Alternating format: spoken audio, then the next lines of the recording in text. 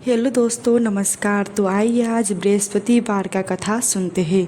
बृहस्पतिवार का दिन भगवान विष्णु को समर्पित है। कहते हैं कि जो व्यक्ति हर गुरुवार को भगवान विष्णु का पूजा करते हैं और गुरुवार का कथा सुनते हैं, उसके ऊपर गुरु बृहस्पति और भगवान विष्णु की कृपा बनी रहती है। व्रत कथा। एक समय की बात है, भारतवर्ष में एक राजा राज्य करता था। वह बड़ा प्रतापी और दानी था। वह नित्य गरीबों और ब्राह्मणों को सेवा सहायता करता था। वह प्रतिदिन मंदिर में भगवान का दर्शन करने जाता था, लेकिन यह बात उसकी पत्नी रानी को अच्छी नहीं लगता था। वह ना ही पूजा करती थी और ना ही दान करती थी। एक दिन राजा शिकार खेलने बन गया था। रानी दासी महल में अकेली थी।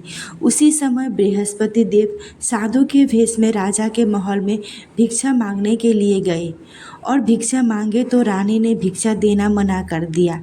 रानी ने कहा कि साधु महाराज, मैं तो दान पुण्य से तंग आ चुकी हूँ। इस कार्य में मेरे पतिदेव ही बहुत है। अब आप ऐसा कृपा करें कि सारा धन नष्ट हो जाए तथा आराम से मैं रह सकूं। साधु ने कहा, देवी तुम तो बड़ी अजीब हो। धन और संतान से कौन दुखी होता है? इसको तो सभी कामना करते हैं। तुम्हारे पास अधिक धन है तो भूखे मनुष्य को भोजन कराओ, मंदिर कुएं दान करो। रानी बोली, महाराज मुझे ऐसा धन को आवश्यकता नहीं है जिसको मैं अन्य लोगों का दान दूं। जिसके रखने के और संभालने के मेरा सारा समय नष्ट हो जाता है। अब आप ऐसा कृपा करें कि सारा धन नष्ट हो जाए। साधु ने उत्तर दिया, तुम्हारे ऐसा इच्छा है तो जैसे मैं तुम्हें बताता हूँ तुम वैसे ही करना। तुम बृहस्पतिवार को घर को गोबर से लिपना और अपने पैसों को पीले मिट्टी से धोना और राजा से कहना कि बृहस्पतिवार को हजामत बनाए।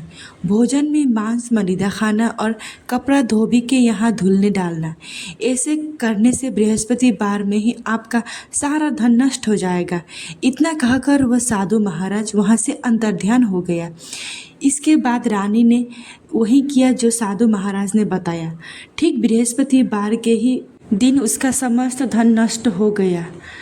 भोजन के लिए राजा रानी तरसने लगे। तब एक दिन राजा ने रानी से कहा कि तुम यहाँ पर रहो, मैं दूसरे देश में चाकरी के लिए चला जाऊँ, क्योंकि यहाँ पर मुझे सभी मनुष्य जानते हैं। मैं कोई कार्य नहीं कर सकता। ऐसा कहकर राजा परदेश चला गया और वह वहाँ जंगल में लकड़ी काटने लगा और शहर में बेचने लगा। उसका जीवन व्यतीत करने लगा। इधर राजा के बिना रानी और दासी बहुत दुखी होने लगी। किसी दिन भोजन मिलता था और किसी दिन जल के ही सो जाते थे। एक समय रानी और दासी बिना भोजन के 7 दिन तक रहना पड़ा। तब रानी ने दासी से कहा, दासी, पासी के नगर में मेरी बहन रहती है। वो बड़ी धनवान है। तुम उसके पास जाओ और 5 शेर बछौर मांग कर ले आओ, ताकि कुछ समय के लिए थोड़ा बहुत गुजारा हो जाए। दासी रानी के बहन के यहाँ गई। उस दिन बृहस्पतिवार था। रानी बृहस्पतिवार का व्रत कथा सुन रही थी और उसने दासी को कोई जवाब नहीं दिया और दासी निकल गई और रानी को जाके सब कुछ बता दिया। रानी बोली, ये मेरा भाग्य का दोष है। तभी रानी की बहन पूजा समाप्त करके बहन के यहाँ गई और पूछने, दासी तुम मेरे यहाँ क्यों गई थी? तब रानी ने बताया कि हम 7 दिनों तक भूखे प्यासे हैं। मेरे घर में कोई अनाज नहीं है, इसीलिए मैंने तेरे यहाँ 5 बेछर मांगने के लिए भेजा था। बहन ने बताया, जब हमको भोजन नहीं मिलता तब हम बृहस्पतिवार का पूजा व्रत रखते थे और व्रत कथा सुनते थे। उसी बात हमारे घर में अनाज आ जाता था। इस बात पर रानी को विश्वास नहीं हुआ। आखिर कोई अनाज नहीं है, बृहस्पतिवार का व्रत ले ही लेते हैं। तब उसकी बहन बृहस्पतिवार का पूजा करना सिखाती है और व्रत कथा सुनाती है। व्रत खत्म होने के बाद दासी को अंदर भेजा अनाज देखने। तब पूरा बाल्टी भरा बेच रहा था। बृहस्पतिवार का व्रत रखने से मनुष्य का हर मनोकामना पूरी होती है, सुख समृद्धि धन संपत्ति आती है। कृपया चैनल को सब्सक्राइब कर दीजिए। धन्यवाद।